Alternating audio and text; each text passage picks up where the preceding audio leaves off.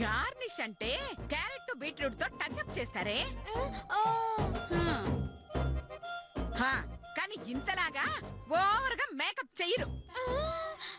దాని సంగతి వదిలే, ముందు ఎవరైనా రుచి చూడండి. ఎవరో ఎందుకమ్మమ్మా, వండిన మధువే తిని టేస్ట్ చేసి చెప్తే బాగుంటుంది. నేనా?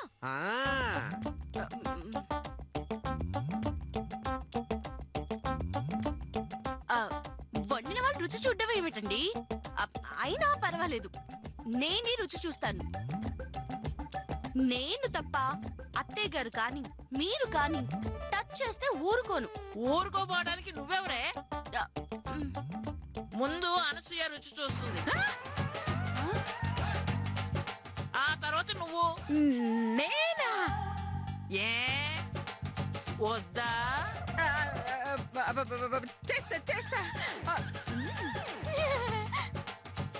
నాన్న చేతు, ఈ ఇల్లు జాగ్రత్త. ఆ పక్క వీధి ప్రసాద్ నాకు 10 లక్షల రూపాయలు ఇవ్వాలి. ఆ పక్కన కిరాణా పాన్ షాప్ వాడు 2 లక్షలు ఇవ్వాలి.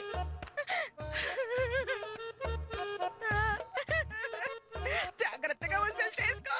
అమ్మా వద్దమ్మా, నువ్వు సాహసం చేయకమ్మా, ప్లీజ్ అమ్మా. అమ్మా తప్పదు నాన్న, తప్పదు.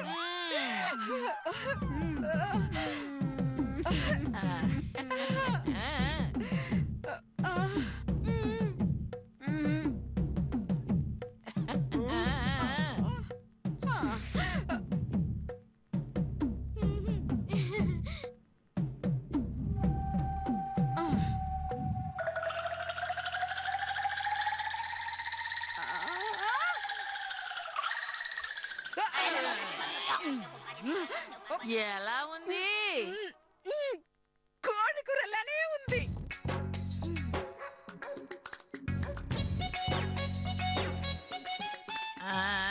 పడుకో. టేస్ట్ చేయండి బామ్మగారు.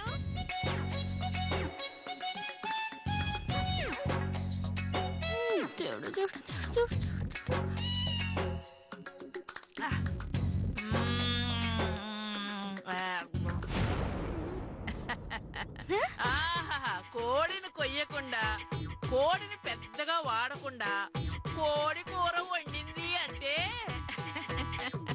నీ కోడలు సామాన్యురాలు కాదే.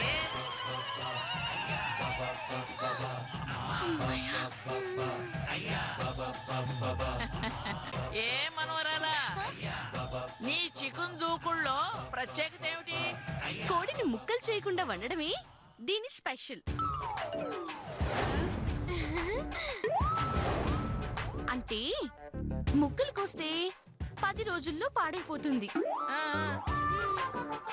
అదే ఇలా వండితే పులుసుతో పాటు 10 రోజులు తినొచ్చు.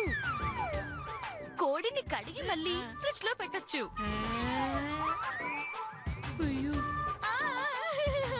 అవసరమైనప్పుడు మళ్ళీ దూకుడు చేసుకోవచ్చు. అంటే ఒక్క కోడితో 100 రోజులు వంట చేసుకోవచ్చు. అదే దీని స్పెషల్.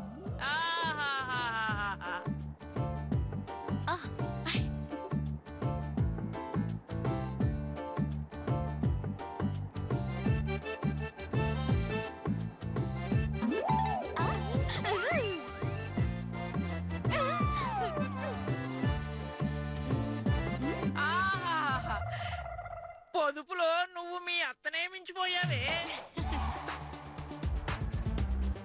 చికెన్ దూకుల్లో మీ అత్త రికార్డు బద్దలు కొట్టి పిసినారుతనానికి పరాకాష్ఠగా నిలిచావే.